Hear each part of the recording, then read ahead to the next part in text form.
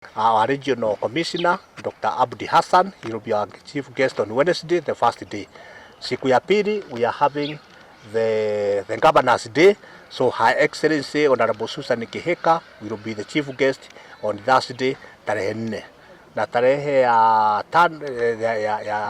Friday, siku ya tatu, we are expecting the patron of the ASK to be our chief guest, as we have done the invitation so that he can be our chief guest as the patron of the ASK within the Friday. On the Saturday, we are expecting Senator Tabitha Karanja, hiyo ndio mgeni wetu wa heshima tarehe ya Saturday. Tumemwalika hapa tayari, na siku ya mwisho tunatarajia tuwe na speaker wa county assembly hapa Nakuru.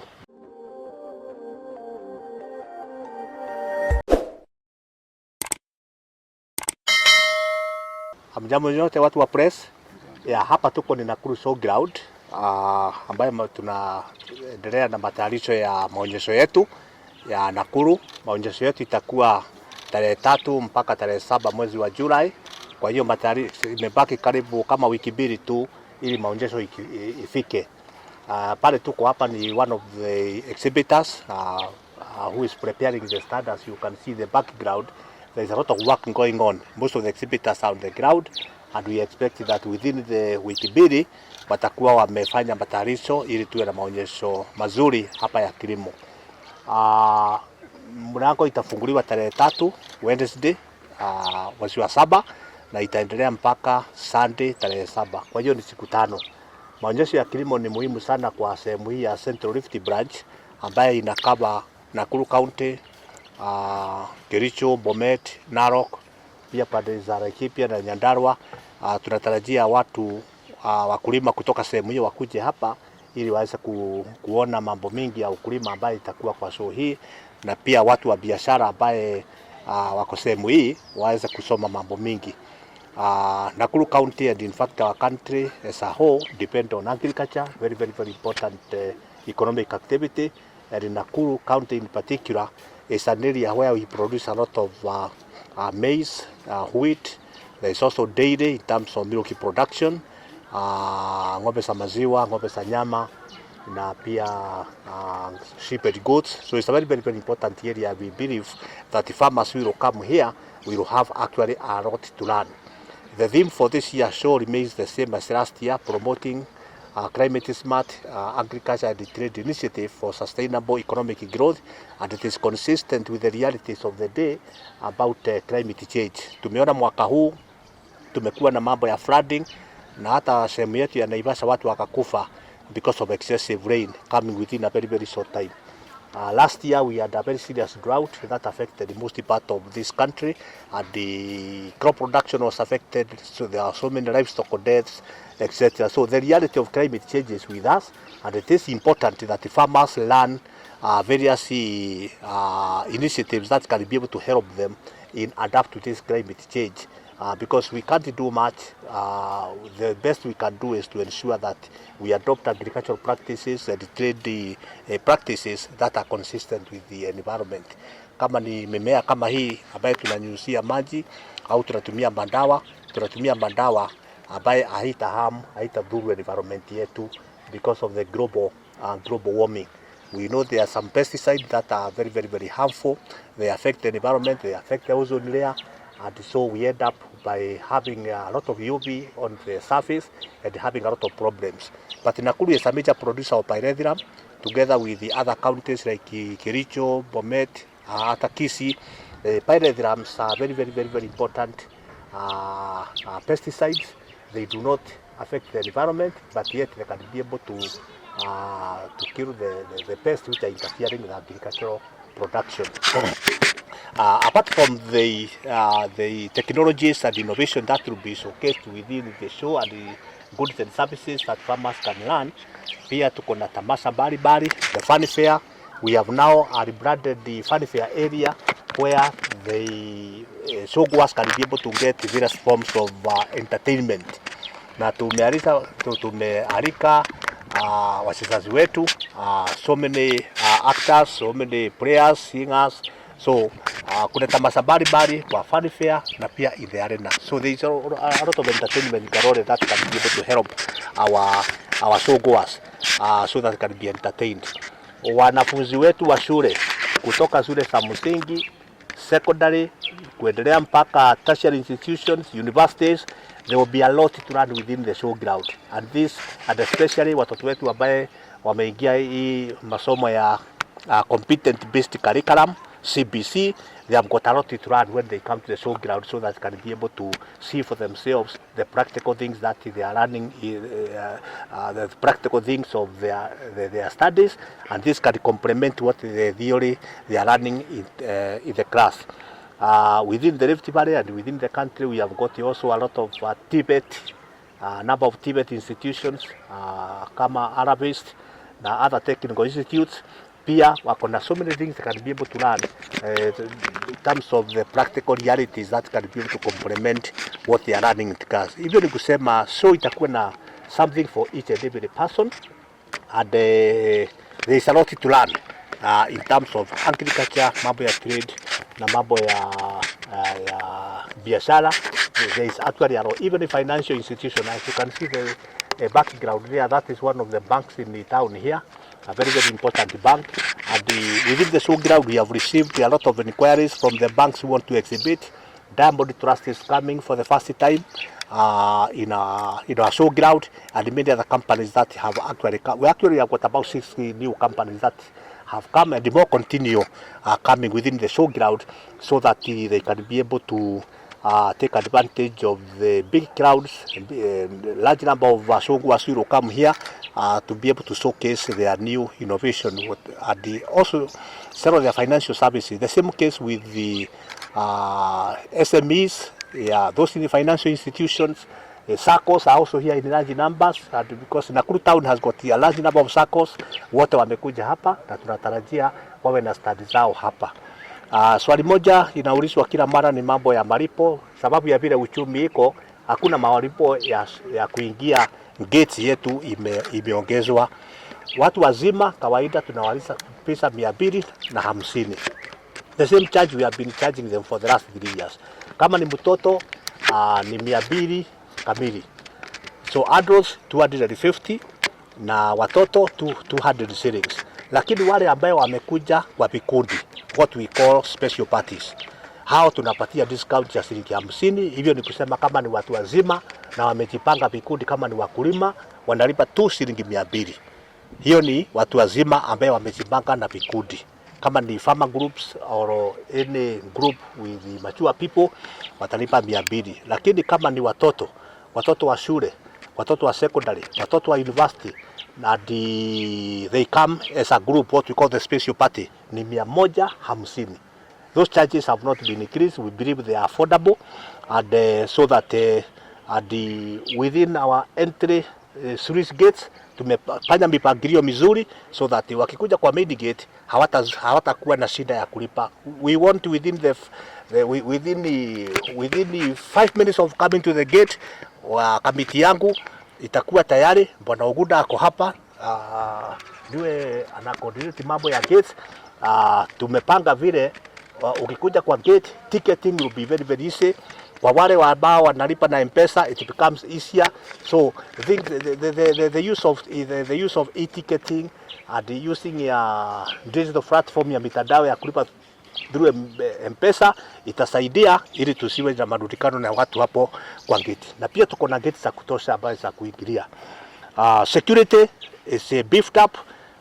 Security committee already within the showground, show committee ikiongozwa na OCPD wa Nakuru Town West. It is on top of things, so that they make sure that the show goers, the exhibitors within the town, they are well secured, as we have done before. So I can assure you that people, the show goers, the exhibitors, should not have any fear about security when they are within the showground. Yeah, tutakuwa na siku 5 ya show, na kila siku tutakuwa na mgeni wa heshima. Siku ya kwanza ya Jumatano tunatarajia our regional commissioner Dr. Abdi Hassan. He will be our chief guest on Wednesday, the first day. Siku ya pili we are having the governor's day, So Her Excellency Honorable Susan Kihika will be the chief guest on Thursday tarehe 4, na tarehe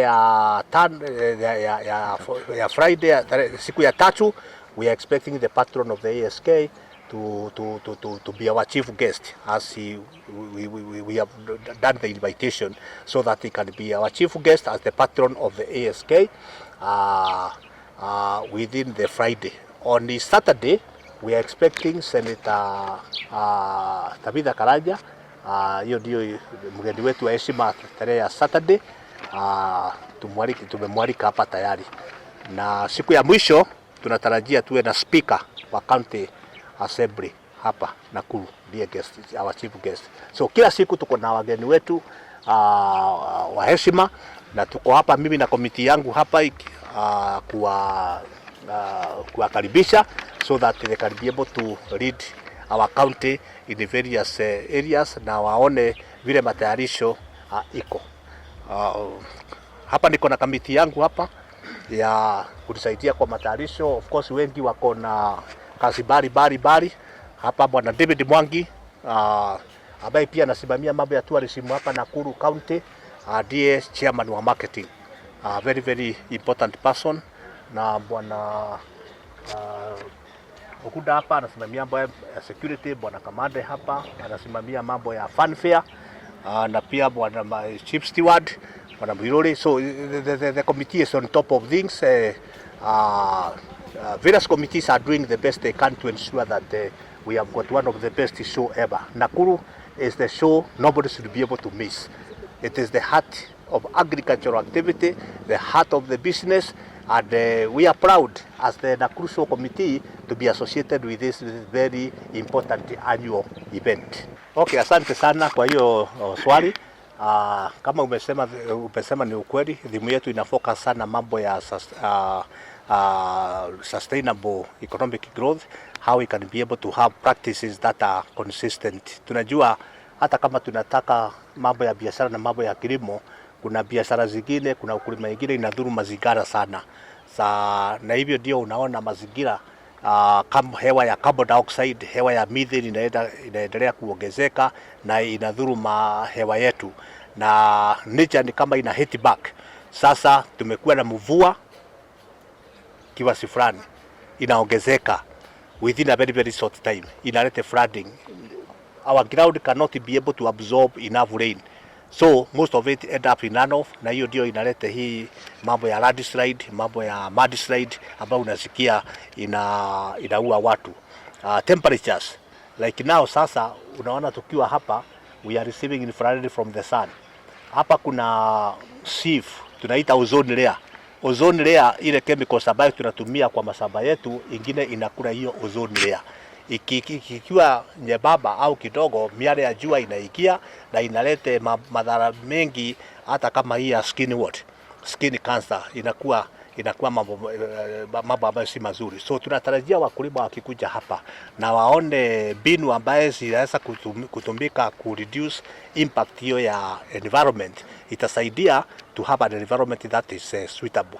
Lakini sustainability of those activities, watu waweza kusoma tuambie okay, pyrethrum yaweza kutumika vizuri na haidhuru mazingira, lakini tukienda dukani tuweza kuipata na ile bei nafuu ambayo tuweza kuafford. Because some of the initiatives zinajulikana, lakini the sustainability, the affordability, pengine zingine ingetaka even government subsidy so that wakulima waweze kuipata kwa bei nafuu ili waweze kuitumia. One of them is the one I have emphasized about the use of pyrethroids and other environmental friendly pesticide, because unakuta zile ambayo inadhuru mazingira iko huko kwa soko, but is very cheap.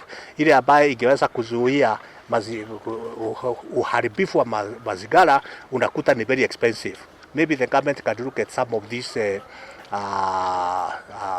chemicals and these pesticides and be able to promote the ones that can be able to ensure mazingira yetu haiharibiki, na pia iwe na bei nafuu ambaye affordability is very important. Zote hata fertilizer, kuna zingine unasikia wakulima wanalalamika, pengine mtu akitumia mikono yake inaumia sababu the chemical is very strong. Na watu wa agriculture pia I know they have been emphasizing mambo ya integrated pest management ambayo inasaidia. All those are sustainable initiatives that can be able to help. But we need teamwork, not just from the Ministry of Agriculture, na pia kutoka kwa private sector, because hii madawa tunatumia yote ukiangalia inatumika kwa they are being produced by the private sector and they can be able to help. Watu kama Cereals Board na wengine, kuna initiative ya kuzuia mazao ya isiharibike na njia ya kutumia hermetic bags. Ile mifuko unaweka nafaka zako, kama ni ya cereal, kama ni ya maharagwe, unafunika kabisa, hewa isiingie. Kama kuna wadudu wako ndani wanakufa. Hermetic bags. All those are very important initiatives that lead to reduction in the use of pesticide, so that we can be able to have a suitable environment. Na pia mambo ya agroforestry pia, there's a lot of emphasis on tree cover to ensure that our ground can be able to absorb water after the rains. By the way, hata hii unasikia flooding ambayo zinatokana na mvua mingi, inatokana sababu our ground cover is very thin, na sasa kukinyesha, most of the rain instead of being absorbed inaenda kama runoff, na hiyo si mzuri. Our trees, tukiwa na miti ya kutosha, you have heard of carbon trading, carbon credit. Miti inasaidia sana kuabsorb carbon dioxide and converting them into cellulose, converting them into wood, na hiyo ni kutoa carbon dioxide kwa environment, so that we can have less greenhouse gas emissions. And I think everybody is aware, there has been a lot of emphasis by even the government, mambo ya kupanda miti, so that we can green our environment. And that ni initiative ambayo itasaidia kuhakikisha mazingira yetu haiharibiki, hata kama tunataka kutoa mazao ya kilimo, mazao ya mifugo. Tusije tukapata pesa, tukapata mazao at the expense of the environment, which may not be sustainable. The key emphasis sustainability, and that is why kila study ambayo itakuwa hapa itakuwa ikiemphasize mambo ya sustainability of whatever they are doing, sustainable economic growth, so that we can be able to live on this world longer. We can be able to use hii rasilimali Mungu ametupatia ya ardhi, ya biashara, for a long period of time without necessarily destroying it, because we have to preserve it for future vizazi vizavyo, the future generations. So chairman, nitaelezea kuna mambo mengi yanaendelea hapa kwa show. Kuna viwanja, kuna master plan pia inakuja, kuna zile option mingi sana. So chairman, najua anaweza elezea zaidi. Asante, hiyo ni ukweli. Hiyo ni jambo, ni changamoto hata tumepatiwa na patroni wetu. Tukaambia show ground yetu, show ground za ASK kote nchini ni mingi, na zinakalia ardhi ambayo iko na rutuba, iko na hali ya juu, na tungeweza kutumia hiyo ardhi hata kama wakati hakuna show. We in Nakuru, we are trying to have as much activities as possible within our show ground, because this is actually public land in some way, na ni lazima isaidie society. So ikiisha, kuna studies zingine wanaendelea, some are dealing with the tree nurseries, kama hapo kwa kona Kenya Forestry wanaendelea na mambo ya kuuza seedlings. Kuna wengine wanaendelea na mambo ya mbegu. Kuna pia mambo ya biashara kidogo ambayo inaendelea hapa show ground. Kuna wengine wako na greenhouse wanaendelea kukuza mboga na matunda hapa. And apart from that, we also have got arena events kama mambo ya football. Ukikuja hapa weekend unakuta kuna tamasha ya mpira inaendelea. So all those are ways of keeping our show ground busy, and also ensuring that tunaenda kugenerate some income yaweza kutusaidia as the ASK. Na offshore we also have training. Last month tarehe 29 tuliweza kulete wakulima wakulima 80 kutoka 55 wards. Tuliwalete hapa kutoka all the 11 sub counties from all the 55 wards, na tukafanya training ya mambo ya agriculture the whole day. Na hiyo training ilifunguliwa na waziri wetu wa county wa agriculture, Honorable Leonard Ball. It was very good. na hawa wakulima pia tunatarajia warudi wakati wa show sasa, wakati sasa mambo ya show imechacha na waweze kusoma mambo mingi. So hiyo ni jambo tunatilia maanani, including the guidance from the head office, mambo ya kutumia show ground through what is called master plan ya hii show ground, so that they can be able to serve the community better. Asante sana kwa swali hiyo. Unajua sasa hii show tumesema ni mambo ya agriculture, na sasa agriculture ina crops mingi sana ambaye zinalimwa na within the Ministry of Agriculture. Nakuru County si county ambayo inajulikana sana ukuzaji wa miraa na muguka.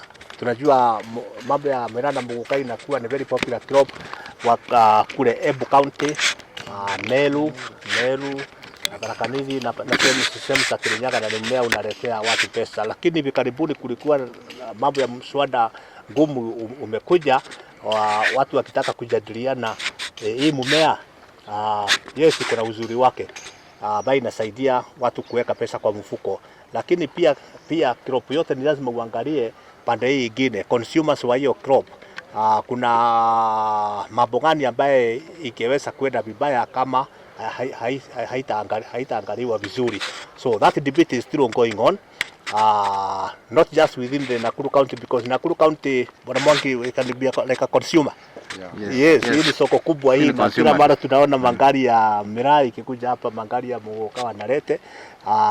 I'm sure that debate is far from being concluded. Singetaka kucomment that far.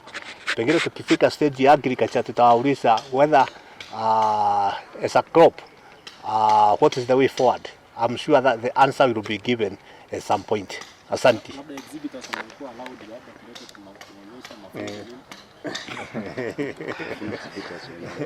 Waje wakuje, sofa hakuna mtu amekuja, sababu tuko na wiki mbili imebaki na wangali wanakuja.